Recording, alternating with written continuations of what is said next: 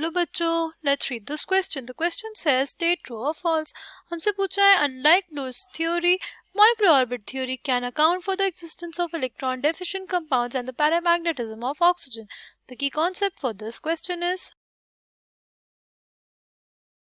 molecular orbital theory. Molecular orbital theory जो होती है हमारी, ये बेसिकली बेस्ड है कि जो हमारे एटॉमिक ऑर्बिटल्स होते हैं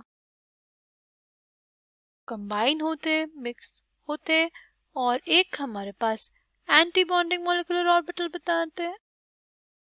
ये जो एंटी बॉन्डिंग मॉलिक्यूलर ऑर्बिटल होता है इसकी एनर्जी ज़्यादा होती है हमारे एटॉमिक ऑर्बिटल से, और दूसरा बनाते हैं बॉन्डिंग मॉलिक्यूलर ऑर्बिटल.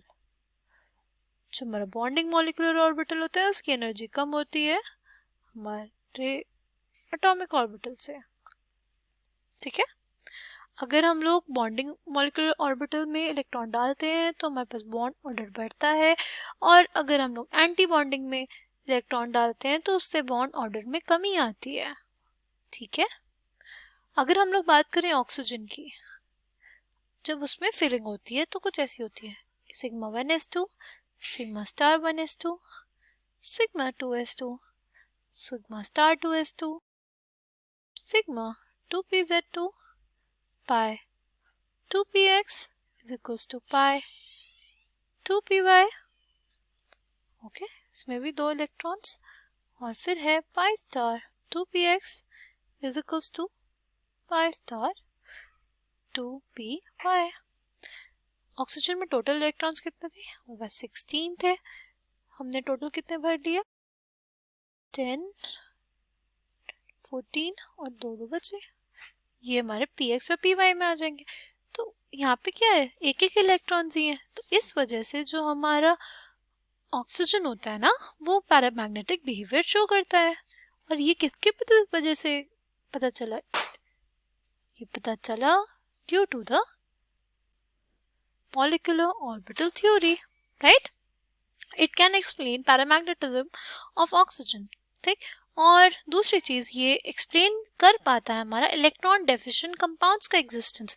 जैसे हमारे पास BF3 है, राइट? इसमें कितने इलेक्ट्रॉन्स है टोटल? इसमें 6 इलेक्ट्रॉन्स रहते हैं. जब हमारे पास बॉन्डिंग होती है BF3 में, BF3 का मॉलिक्यूल कुछ ऐसा होता है. तो अगर हम लोग इलेक्ट्रॉन्स देखें इसमें कितने हो जाएंगे? फ्लोरीन का एक, बोरॉन का एक. यहाँ पर कितने इलेक्ट्रॉन्स हो गए ये टोटल? ये टोटल हमारे पास है 6 इलेक्ट्रॉन्स, राइट? इसी वजह से हम लोग इसको क्या कहते हैं? Electron deficient compound. तो ये इलेक्ट्रॉन डेफिशिएंट कंपाउंड के एग्जिस्टेंस के बारे में MOT हमें बताता है. So the final answer for this question is this statement is true.